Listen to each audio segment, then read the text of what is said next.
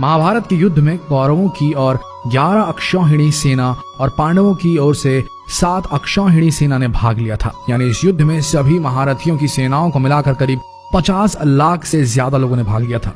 लेकिन ये अब सवाल उठता है कि इतनी विशालकाय सेना के लिए युद्ध के दौरान भोजन कौन बनाता था और कैसे ये सब प्रबंध करता रहा होगा। सबसे बड़ा सवाल यह है कि जब हर दिन हजारों लोग मारे जाते थे तो शाम का खाना किस हिसाब किताब से कैसे बनता रहा होगा। सोच कर देखिए कितना मुश्किल प्रिपोजिशन है ये। दर्शकों, आइए जानते हैं आज के इस वीडियो में वो गूढ़ रहस्य कि कैसे पोषण मिलता था महाभारत के सैनिकों को। महाभारत को सही मायने में हम विश्व का प्रथम विश्व युद्ध भी कह सकते हैं, क्योंकि उस समय शायद ही कोई ऐसा राज्य था जिसने इस युद्ध में भाग न लिया। उस काल में आर्यव्रत के समस्त राजा या तो कौरव या पांडवों के पक्ष में खड़े दिख रहे थे। हम सभी जानते हैं कि बलराम और रुक्मणी ये 2 ही व्यक्ति थे जिन्होंने इस युद्ध में भाग नहीं लिया था। किंतु एक और राज्य ऐसा था जो युद्ध क्षेत्र में होते हुए भी युद्ध से अलग था, और वो था दक्षिण का उडुपी। महाभारत में वर्णित कथा के अनुसार जब उडुपी के राजा अपनी सेना सहित कुरुक्षेत्र पहुंचे तो कौरवों और पांडवों दोनों ने उन्हें अपने पक्ष में लेने का प्रयत्न करा। लेकिन उडुपी के राजा बहुत दूरदर्शी थे।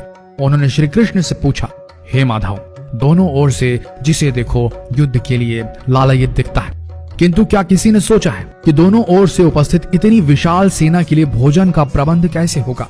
इस पर श्री कृष्ण ने कहा, महाराज, आपने बिल्कुल सही सोचा है।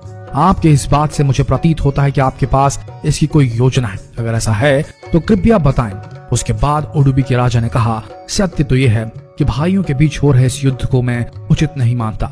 इसी कारण इस युद्ध में इच्छा मुझे नहीं है, किंतु ये युद्ध अब टाला भी नहीं जा सकता। इस कारण मेरी ये इच्छा है कि मैं अपनी पूरी सेना के साथ यहाँ उपस्थित समस्त सेनाओं के भोजन का प्रबंध करूं। इस पर श्री कृष्ण मुस्कुराते हुए बोले, महाराज, आपका विचार अति उत्तम है। इस युद्ध में लगभग 50 लाख योद्धा भाग लेंगे, और अगर आप जैसे कुशल राजा उनके भोजन के प्रबंध को देखेंगे तो हम सब उस ओर निश्चिंत रहेंगे। श्री कृष्ण ने कहा, वैसे मुझे पता है कि सागर जितनी इस विशाल सेना का भोजन प्रबंध करना आपकी और भीमसेन के अतिरिक्त किसी के लिए भी संभव नहीं है, किंतु भीमसेन इस युद्ध से विरक्त नहीं हो सकते।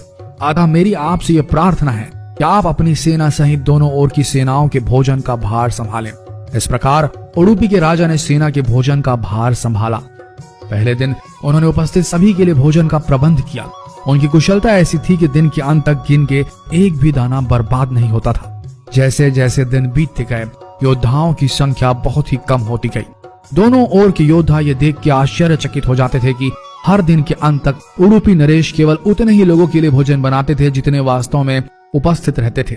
किसी को समझ नहीं आ रहा था कि उन्हें कैसे पता चल जाता है कि आज कितने योद्धा मृत्यु गति को प्राप्त होंगे, ताकि उस आधार पर भोजन की